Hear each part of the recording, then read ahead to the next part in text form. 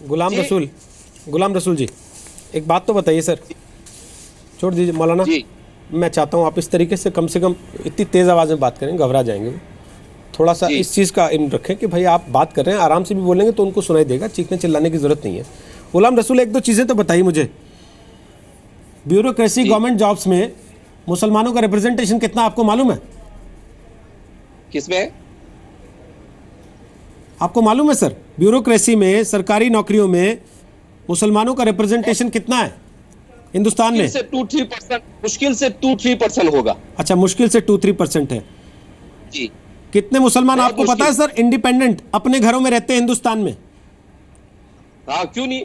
देखो आप, हम लोग चूंकि एजुकेशन की फील्ड में काम कर रहे हैं तो अल्हम्दुलिल्लाह हमें मुसलमानों की तालीमी हालात का पूरा इल्म है। सर कितना ड्रॉप आउट रेट है मुसलमानों के बच्चों का स्कूल से, ये पता है आपको? और हम लोग हमारा पूरा फील्ड आप यूं समझिए कि सर कितना ड्रॉप आउट रेट है? ये तो स्कूल के बारे में ही पूछ रहा हूँ। ड्रॉप आउट रेट क्या है बच्चों का, स्कूल से बीच में छोड़ देने का पढ़ाई रेट क्या है आपको मालूम है सर? तकरीबन 80 स्कूलें चला रहे हैं जी सर। फैकल्टी हम उसी पर फोकस कर रहे हैं। सर मेरा सवाल बड़ा सीधा सा है, कितना ड्रॉप आउट रेट है मुसलमानों के बच्चों का स्कूलों से, आपको पता है? Rohit, the issues are different. Sir issue ये है फिरोज साहब कि जिन लोगों को अपनी कौम के बच्चों का, अपनी कौम के बच्चों के भविष्य का, उनकी जरूरतों का, उनके विकास का ख्याल करना चाहिए, वो जाकिर नाइक का इतिहास भूगोल तो पूरा याद रखते हैं, अपने बच्चों का उन्हें कुछ नहीं पता होता। क्यों नहीं है? हम आपको बता तो रहे हैं कि 73.5% मुसलमान तालीम से ड्रॉप आउट हो रहा है। सर 25% बच्चे ड्रॉप आउट होते हैं सर, 25% बच्चे ड्रॉप आउट होते हैं सर। 2014 के आंकड़े आपके सामने रख रहा हूं। इसीलिए सर मेरा ये सवाल है कि आप लोग पूरी व्यवस्था को जिम्मेदार ठहराते हैं कि उसने ख्याल नहीं किया आपका, लेकिन आप खुद कितना ख्याल कर रहे हैं और आप किसके ख्याल में अपना टाइम लगा रहे हैं पूरा, ये चीज साफ जाहिर होती है। फिरोज साहब बोलिए। और भी मैं इसमें आना चाहता हूँ। बोलिए फिरोज जी, बोलिए। Come into the debate now. Hello, I would like to come to debate. बोलिए फिरोज जी, बोलिए। एक है मुसलमानों की जो सामाजिक या आर्थिक या जो एजुकेशनल सवाल है वो अपनी जगह पे है, वो हम लोग सब उस आंकड़े को जानते हैं। सवाल उससे डीपर है जो जाकिर नायक जिस क्राइसिस को रिप्रेजेंट करता है। जाकिर नायक एक खतरनाक सलफ़ी वहाबी अहले हदीस वाले इस्लाम को रिप्रेजेंट करता है, जो बाकी के सभी मुसलमानों को काफिर बोलता है, बाकी के सभी धर्मों को इंसल्ट करता है, गणेश और शिव की मजाक उड़ाता है, यजीद को सपोर्ट करता है, पैगंबर की तौहीन करते हैं लोग।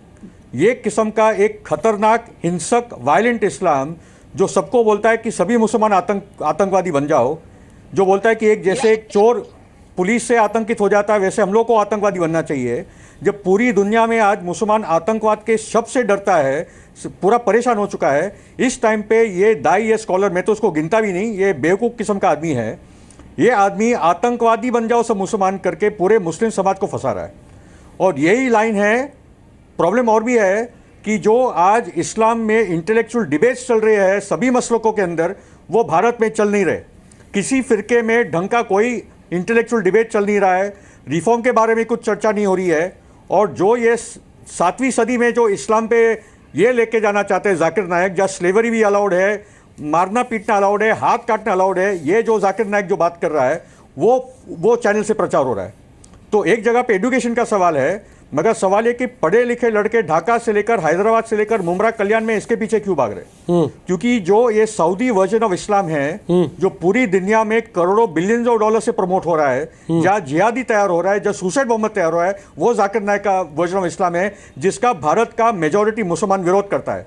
आज एक शहर नहीं है भारत में जहां जाकिर नायक विरोध नहीं हो रहा है, जहां जाकिर नायक जाके मीटिंग कर सके। जो मेजोरिटी सुन्नी समाज है पहले से उन्होंने जाकिर नायक का विरोध किया है, जो पूरा का पूरा शिया समाज है उन्होंने पूरा विरोध किया है। इस देश की औरतें इसका विरोध करती है क्योंकि वह औरत का तौहीन करता है। वो बोलता है कि एक औरत, दो लड़कियां चले एक हिजाब में और एक सलवार कमीज में तो कौन छेड़ेगा? तो इस सलवार कमीज में भी ये आदमी लोग जीने नहीं देंगे। इतना बेहुदा किस्म का इसका इस्लाम है। म्यूजिक हराम है, मतलब आप डब बजाओ, अरब कल्चर में डब था तो वो डब बजाओ, ढोलक होता तो भारत में इस्लाम पहले आता तो यार ढोलक तबला होता। ये लोग को इतनी अक्ल नहीं है। फिरोज जी, बिना अक्ल के आदमी के पीछे यहाँ लाखों लोग भाग रहे हैं, तो पहले वो लाखों लोग को समझना पड़ेगा कि ये किस किस्म का इडियट है जो पूरे मुसलमानों को फंसा रहा है। फिरोज जी, हर बच्चा खतरे और ये बंदा जो है, आप ये भी समझ लीजिए कि हर बच्चा खतरे में है। लेट मी फिनिश प्लीज जी, let me finish. Al Qaeda का जो बैकग्राउंड है वो सलफी इस्लाम का है। आईसिस का जो बैकग्राउंड है वो सलफी इस्लाम का है, उसका पूरा आइडियोलॉजिकल केंद्र का स्रोत सऊदी अरेबिया है, और पूरा फंडिंग अल-कायदा होगा, आईसिस होगा, वो कुवैत, कतर और ये सऊदी से चल रहा है। टर्की उसका बेस है, अमेरिका, इजराइल, ब्रिटेन, फ्रांस उनको हथियार दे रहे हैं। इतना बड़ा जो 1979 से ये जो पूरा जिहादिस्ट नेटवर्क चल रहा है वो हमारे देश के लिए भी खतरा है, और हमको ये बात समझ लेनी चाहिए। आप फिरंगी महली साहब, मैं एक चीज आपसे पूछना चाहता हूं, आप तो प्रवक्ता हैं इतने बड़े फिरके के, सुफियान निजामी, पूरी दुनिया में इस वक्त मुसलमान पहचान के कैसे संकट से गुजर रहा है, जहां बार बार उसको सफाई देनी पड़ती है, गवाही देनी पड़ती है कि आतंक से मेरा रिश्ता नहीं है। आप लोगों को लगता नहीं जब आप जाकिर नाइक जैसे लोगों की पैरवी करते हैं तो आप असल में पूरी कौम को ढकेल रहे होते हैं एक ऐसे गड्ढे में जहां से वो बाहर नहीं निकल सकता?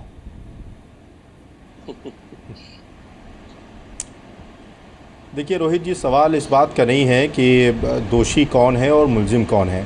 इल्ज़ाम लगाने से कोई दोषी साबित नहीं हो जाता है। अभी तो सिर्फ इल्ज़ाम लगाए गए हैं, और एक आतंकवादी के फेसबुक पर पोस्ट करने से पूरे हिंदुस्तान में इतना बड़ा वावेला मचा है, और इस बात की मांग की जा रही है कि ऐसे, देखिए कोई भी शख्स हो, चाहे वो डॉक्टर जाकिर नाइक हो या कोई भी हो, जो किसी मज़हब का अपमान करे, किसी फ़िरक़े का अपमान करे। और मैं एक बात और कह दूँ कि इस्लाम सबके नज़दीक, जितने लोग यहाँ पैनलिस्ट बैठे हैं, सबके नज़दीक एक इस्लाम है। इस्लाम की कोई दूसरी परिभाषा नहीं है। हम सब हनफी मसलक के मानने वाले हैं यहाँ पर जो तशरीफ़ फरमा है, और सबका अकीदा यह है कि कुरान में जो लिखा है और इस अल्लाह के रसूल सल्लल्लाहु अलैहि वसल्लम के ज़रिए से जो हमको मिला है वो इस्लाम है। इस्लाम को जो बांटने की कोशिश की जा रही है फ़िरक़ों के ज़रिए से, इसके ज़रिए से, उसके ज़रिए से, इसकी हम लोग इस पर कभी तवज्जो भी नहीं देते कि आज जो पूरा अलमिया यह है कि ये इस्लाम इसको किरदार को सिखाता है, सलफ़ी इस्लाम यह है, वहाबी इस्लाम यह है, देवबंदी यह है, बरेलवी यह है। देखिए हम सब हिंदुस्तानी हैं, और हिंदुस्तान में रहकर हम सब मुसलमान हैं, और हम एक ही इस्लाम को जानते हैं जो अल्लाह के रसूल सल्लल्लाहु अलैहि वसल्लम। मेरी बात सुन लें रोहित जी, मेरी बात सुन लें। आप 15 फिरके गिना दीजिए कि सब अलग अलग होते हैं। दुनिया में बाहर जी मुसलमान को केवल मुसलमान के तौर पे जाना जाता है, ना किसी को ये पता होता है ये किस चीज को फॉलो करता है, किस तरह की विचारधारा का है। तो जब लोग शक के दायरे में देखते हैं ना, तो सर सबको देख लेते हैं। मेरा मुद्दा तो ये है ही नहीं, मेरा मुद्दा ये है कि जाकिर नाइक जैसे लोगों पे डिस्कशन करना ही क्यों पड़ रहा है? क्यों ऐसी ना बताइए? डॉक्टर जाकिर नाइक पर डिस्कशन इसलिए करना पड़ रहा है क्योंकि एक जो वाकया दर्दनाक हुआ है ढाका के अंदर, उसमें एक 14 मिलियन जो 14 मिलियन लोग हैं, जो 14 मिलियन जो फॉलोवर हैं, उनमें से किसी एक ने ये पोस्ट कर दिया कि मैं इनकी बातों से प्रेरणा लेकर, अब उस पर बात तब होती जब उनको दोषी करार देती थी हमारी सरकारें, NIA। उस पर बात अगर की जाती जब उन पर इल्जाम साबित हो जाता, जब हम उनको किसी उसके कटघरे में खड़े करते या उन पर इल्जाम साबित हो जाता था। लेकिन उसके बावजूद आप जो बात कर रहे हैं कि इस्लाम में हाथ काटने की जो रिवाज है वो खत्म हो गया है, पर्दे का रिवाज खत्म हो गया है। देखिए कुरान जिस तरह नाजिल हुआ था, कुरान अल्लाह के रसूल सल्लल्लाहु अलैहि वसल्लम पर जिस तरह नाजिल हुआ था उसी तरह है, और कुरान का जो हुक्म उस वक्त था वही हुक्म अब भी है।